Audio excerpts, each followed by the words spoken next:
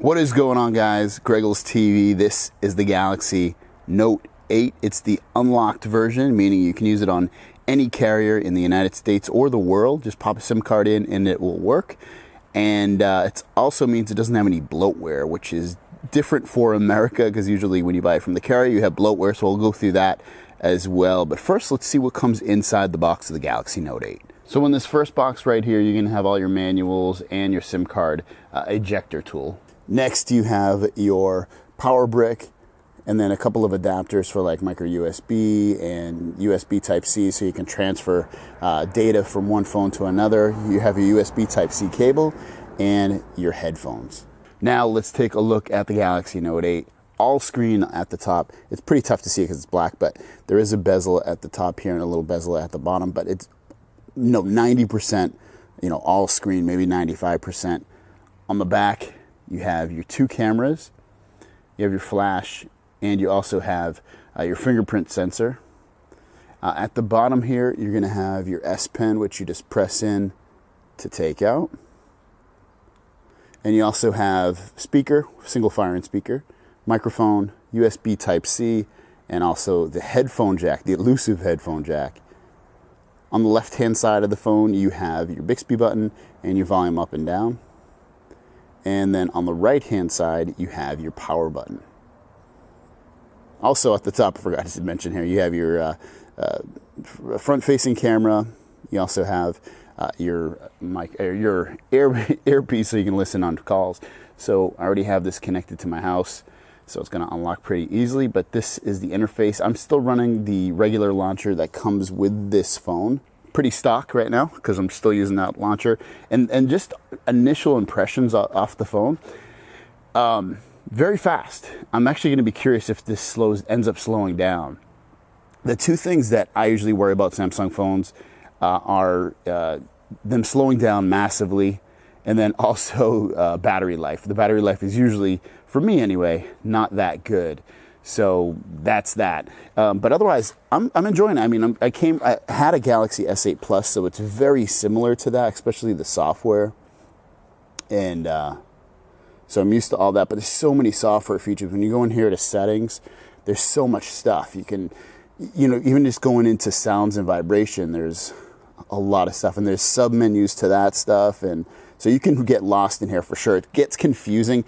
My best tip is if you can't find anything, and I've done this on every phone, but especially with Galaxy phones, if you can't find something, just go into the search here and search for what you're looking for. So if you can't find the always on display settings, just search for it, and then you can go in here and you can find information. But there's a lot of settings in here that will definitely help you out with customizing your phone. Advanced features is probably the one-stop shop that shows tons of stuff. You can do, you can manage your S Pen features in here, and you can do all kinds of crazy stuff. It's really crazy. So if you love software and messing with your phone, Samsung phones are probably the best for that because they offer so much customization. It's ridiculous. Turn on video enhancer for sure. That's going to give you HDR views with different apps if you want to really maximize the look of your screen. But yeah, otherwise it's been pretty good. I've been fairly impressed with it. I haven't really used Bixby that much.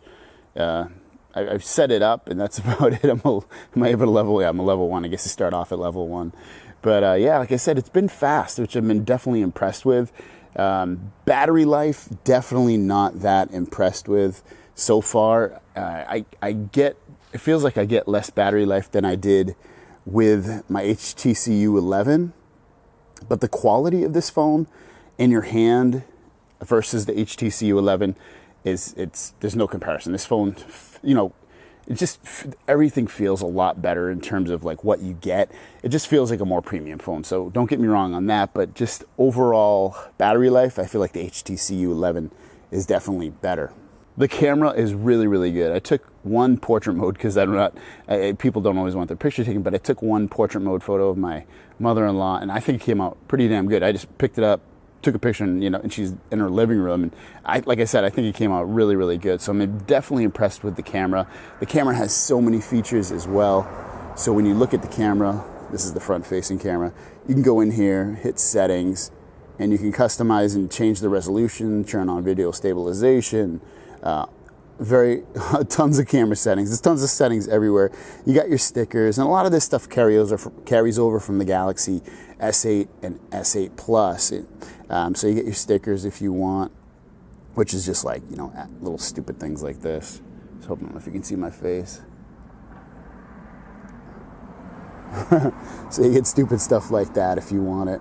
The back camera, which it looks flush with what you're looking at in the background, like the grass right here, and then you look at the grass right here, it looks like you're just looking through a window. It's very impressive. The camera is beautiful. You get Bixby Vision. Live focus is going to be the portrait mode photos, so if you tap that, it gets real close.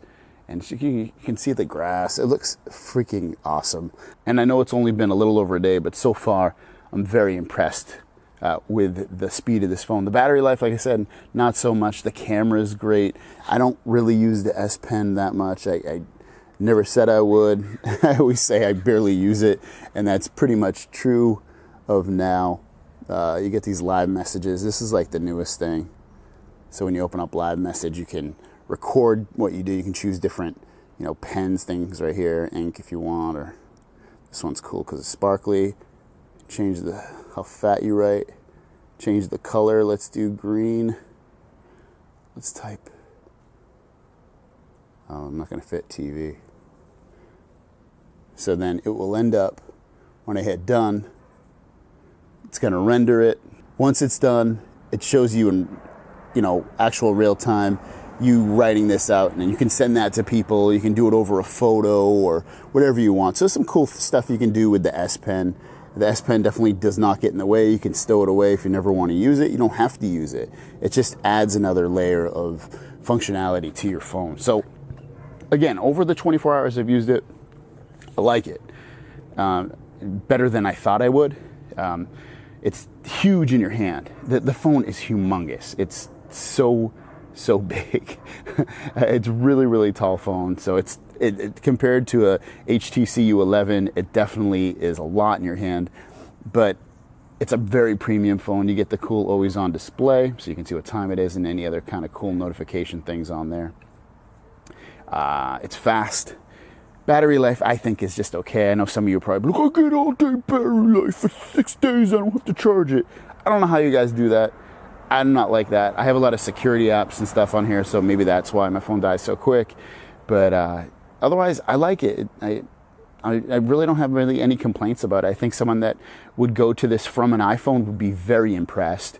At this point in time, I know I've been with Android for a while, but I don't know if they would even be, that overwhelmed with it. You won't be, I don't think, because it's pretty easy to set up. There's no crapware. Oh, that's what I wanted to tell you. So the crapware. So when you get these phones, usually you have a folder, especially if you're using the Samsung launcher. You'll have a folder that just says like AT&T or Verizon or something. I don't have that. I didn't disable anything, and obviously you can disable and uninstall some of the carrier apps, but mostly you have to disable them and deal with them. This you don't have to, which is awesome. And you can see I don't have anything. You can, it just comes with the regular apps. I just had a couple of Google apps and a couple of Samsung apps, and that's it.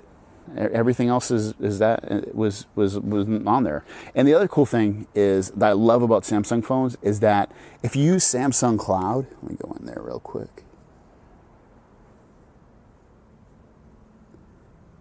So if you use Samsung Cloud up here, it'll actually back up, like Apple, it'll back up your phone. So when you restore from your old Samsung phone to your new Samsung phone, it puts, especially if you use the Samsung launcher, it'll put all your apps where they used to be. It'll re-download all your apps. It basically puts your phone back, bit by bit, which is awesome, because the only other phone I've seen do that through the cloud is the Pixel phone, which I love too. So I love that about Samsung. They had that for a couple of years now where it will back it up bit for bit. So that's another cool thing if you're coming from Samsung, another Samsung phone. But otherwise, it's really easy to set up, guys. It's a great phone. If you're looking for a phone, I think if you get this, you will not be disappointed. The only thing I can see, and again, it's only been a day, so maybe battery life will drastically improve somehow. But the battery life, I get through mostly a full day. But like yesterday, I woke up at, let's just say 6 or 7 in the morning, and the phone died by, I definitely had to charge it by about, and I'm getting a full day, don't get me wrong, about 7 p.m., whereas I'm HTC 11, I could go to bed and I'd still have percentage points left. So that's the only gripe I have with this phone so far, but otherwise I really like the phone. So thanks for watching, guys. If you have any questions or comments, leave those down below. I'll see you down the road. Peace.